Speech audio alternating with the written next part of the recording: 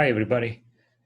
In this video, we're going to see how we go from back to oxaloacetate in the TCA cycle from Succinyl-CoA that we have already generated when we remove the second carbon. Okay, so let's see, just to make sure we understand. So the problem here is that we were at this stage of the TCA cycle. We have a 4-carbon unit. It's activated. It's on coenzyme A, and to close the whole cycle, we have to return to oxaloacetate, and then everything can repeat. In the process, we're gonna see that there is a redox reaction here. Okay, so this carbon will be well, one of the two, as we'll see, it's going to get scrambled, but one of these two carbons will be oxidized fully to carbonyl. Okay, so there's going to be extra electrons that will be coming out. Okay, this is a equivalent of it's a methylene carbon. It's a fully reduced carbon, and we're going to go to an oxidized state of a carbonyl carbon. So there's going to be 4 electrons that actually have to come out, and we'll see how that happens. All right, so the first reaction is an easy one. We don't have any change. It's not a redox reaction, but because this is a thioester here, it's a high energy bond. So when that gets hydrolyzed to give coenzyme A, the energy will be used to make ATP essentially. You don't make ATP right away, you make GTP from GDP. But for all practical purposes, it's the same as if you're making ATP. So it's a group transfer, all right? So the thioester linkage here drives ATP formation.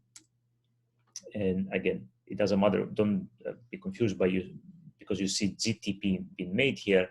Energetically, it's the same as making ATP because nucleoside diphosphokinase, that's an enzyme that quickly will take GTP and ADP to make GDP and ATP. Okay. So this is the only reaction that actually produces ATP in the TCA cycle. Remember, the TCA cycle, even though we get some ATP, the point of the TCA cycle is not, we shouldn't view this as an energy generating pathway. Okay.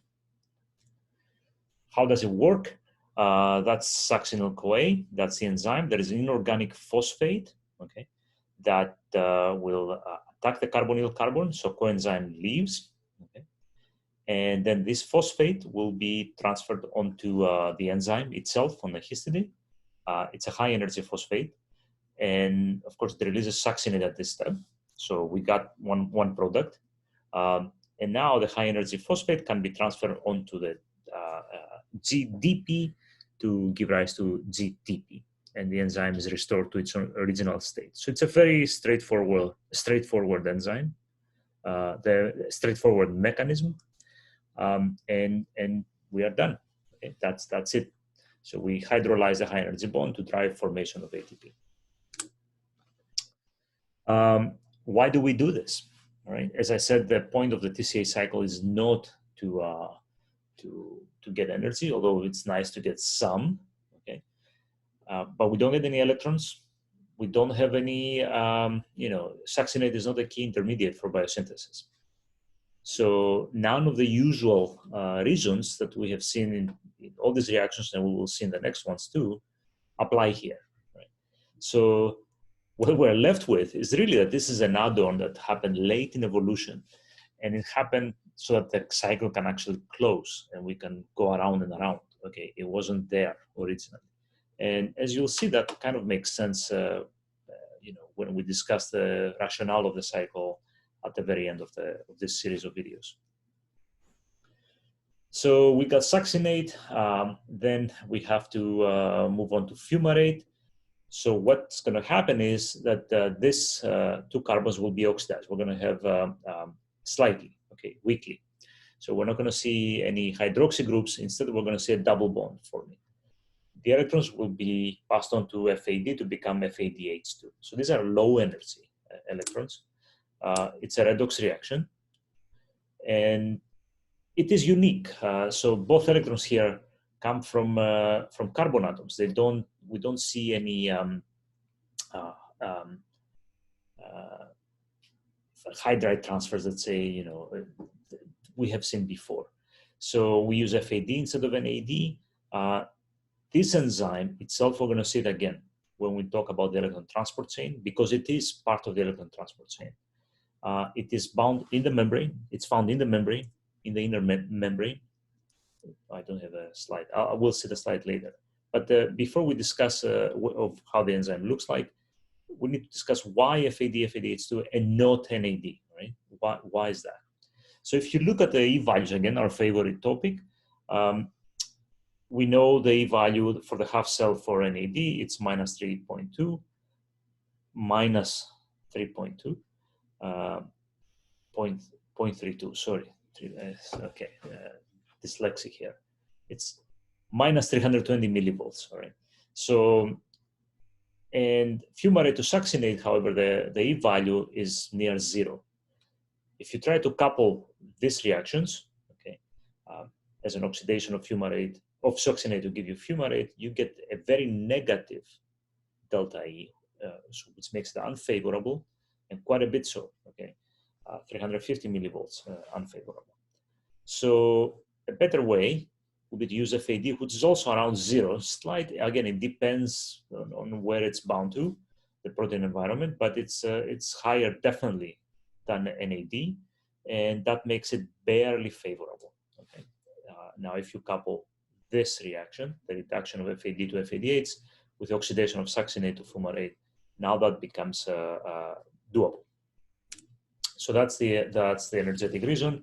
These are low energy electrons. Okay, and as I said, this is how the enzyme looks like on the membrane. The reaction happens in the matrix, and we'll see this again, and the electrons will get passed on to FAD to become FADH2, and we'll see in the electron transport chain how eventually they will be used. They will be used to reduce ubiquinol, okay, to ubiquinol, and then go on to complex 3. This is complex 2 in the electron transport chain, but that we will cover later. All right, so the reaction also has importance for gene expression for the exact same reasons that we discussed earlier about 2-hydroxyglutarate. Now, succinate can also inhibit, it's not such a good inhibitor, it is not as good an inhibitor as 2-hydroxyglutarate is, but it will do so, and fumarate also will do so, right? So the reaction is implicated in some cancers, and now we know that this is the mechanism, changing gene expression, nothing to do with the TCA cycle. How does it happen? It's not exactly clear, okay? Whether, you know, it can happen straight up like this, you know, to make a double bond, or whether you involve inversion 1 in the little more complicated, this arrow will go on to this side and bounce off the carbonyl, which is what you see here, and then return back, and you have the double bond formation. It's really similar. It just comes down to whether you make this enolate intermediate right here or not. That's the idea. It hasn't been figured out yet, actually. Now, the way you see the color scheme here, these two carbons, again, they got a little oxidized. They're not as oxidized, sorry, a little more oxidized. Not as oxidized as a hydroxycarbon, but somewhere in between. And all right, so that's my choice of color here to indicate that they're getting a little greenish, but they're not quite there. They're between, each one is between blue and green. The two of them together, we did lose 2 electrons, however. Okay. All right. Now, here we have the exact same reasons. I mean, we got electrons in the form of FADH, not NAD, but still. And fumarate now is an important intermediate for biosynthesis, many amino acids, and also for the pyrimidine bases of nucleotides. Next, we're going to go from fumarate to malate, and we're going to hydrate the double bond, and one of these carbons will become a hydroxycarbon. Okay. Now, this is a fully symmetrical molecule, so, you know, half of the products will have will be half of the carbons will be so in half of the cases this carbon, let's say, will be hydroxylated, in the other half the other carbon. So the carbon here gets scrambled. It's a rearrangement, okay, and it's very similar to aconitase, the mechanism we had seen before. So from right here, you kind of hydrate and you get the hydroxy group. Why? Again, it doesn't generate, we don't see any, so kind of like this reaction down here, we don't see any electrons being formed, and malate is not used for any building blocks, but there is just no chemistry. We can go straight from here all the way to oxaloacetate. So we have to add, for chemical reasons, to get to oxaloacetate, we have to go through malate. All right, as I said, the carbon here gets scrambled, okay? So I cannot distinguish anymore the carbon that came in, the new carbon that's shown in gray versus the old carbon that was originally on oxaloacetate. You have a 50-50 scrambling. So again, any mutations in this enzyme will build up fumarate, and you can have the same problems that we had discussed before with gene expression. So the last reaction is malate dehydrogenase. It's a hydride transfer, nothing fancy. We have this hydroxycarbon becoming carbonyl carbon. We've seen it about 100 times so far. So we can calculate the E values, and it's extremely unfavorable, right? So we have this reduction. We pick up the 2 electrons and become, they find their way onto an AD plus to become an AD8. That's minus 320 millivolts. And if you go from malate to oxaloacetate now, the oxidation, that's actually has a higher, it's more positive than what we want to be reduced. So, and we know that's very unfavorable. It should be, and it is, okay. It's a very unfavorable reaction, and that explains why oxaloacetate is actually the limiting intermediate in the whole cycle. It's present at very low. It doesn't want to be made. Okay, it's an extremely unfavorable reaction. It's the intermediate with the lowest abundance, and it becomes possible only because it's coupled to citrate synthase, which is the first reaction we had seen, right here. Okay, so we have thioester bond hydrolysis and so on and so forth, and it becomes very favorable because it's coupled to, it becomes possible because it is coupled to citrate synthase. So that's the only reason. But it does generate NADH. Oxaloacetate also is an intermediate for amino acid synthesis and nucleotide synthesis. And it serves the purpose of having, low concentration of intermediates. So oxaloacetate is the lowest one, okay, that we have. So the cycle becomes efficient all of a sudden. And that's how all the reactions have happened in the TCA cycle, going clockwise, okay. And if we do the stoichiometry, if we keep adding up everything we have seen, starting from acetyl-CoA, the TCA cycle can be described like this. We got acetyl-CoA, and all the 2 carbons became CO2, and the CoA was hydrolyzed. The acetyl-CoA was hydrolyzed, and of course, when we got coenzyme A, and where the electrons were found on NADH and FADH, and we did get 1 ATP from the Succinyl-CoA reaction there. If we start from 1 glucose, okay. Then we double everything up. That's all there is to it, okay? So, because as you'll see, for the next, we have to include from 1 molecule of glucose. Now, if we couple to glycolysis, what happens? So, if we start from glucose all the way, we have to double everything up because we got 2 acetyl-CoAs entering the cycle. And then we include the PDH, the pyruvate dehydrogenase reaction, okay? Pyruvate, we got to acetyl-CoA, right? So we include that reaction here.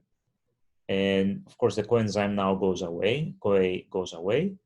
And we have now 2 pyruvates, which came from 1 molecule of glucose, all right? Remember, from glycolysis, we get 2 pyruvates. And now we got our electrons in this form, and we got some ATP, And if we add to that now, okay, the reaction for glycolysis, remember in glycolysis, we have one glucose giving you two pyruvates, which then enter the pyruvate dehydrogenase and TCA cycle. But from glycolysis also, we got some NADHs, and of course, we got our two ATPs, right? So the pyruvate goes away, right? And now we have the final reaction from one molecule of glucose, we completely catabolize it to 6 CO2s, right? So this became fully oxidized, okay, to 6 CO2s.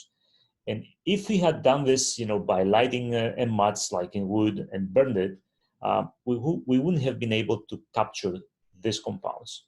We would have gotten all our CO2, and the same free energy change in total. But here, because we did it in a stepwise, baby fashion, little by little, isothermal conditions, so we didn't burn ourselves up in flames. We got the electrons that we want, okay, and we'll see what happens to those in the next portion of the class. And we got some ATP also, so not too bad. Again, illustrates the whole point. We have all this extra complexity, extra reactions, little by little. We capture the free energy change going from a big compound that's fully reduced, which is reduced down to a fully oxidized small little compounds like CO2 here, but we capture energy and we get electrons. If you ask how much of the flux, again, flow of material per unit time goes through the TCA cycle all the way from glucose and glycolysis, in E. coli, it seems like about half will go into the TCA cycle, right? So not all of it, but about half will do this.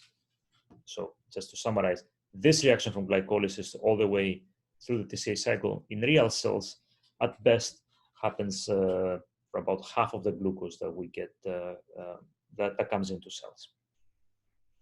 All right, so that finishes the cycle, all the reactions, but we have a few more topics to discuss. In the next video, we're going to discuss anaplerosis, the building up of intermediates that inevitably get lost, let's say to biosynthesis, for example. So until then, I will stop here and I'll see you at that time.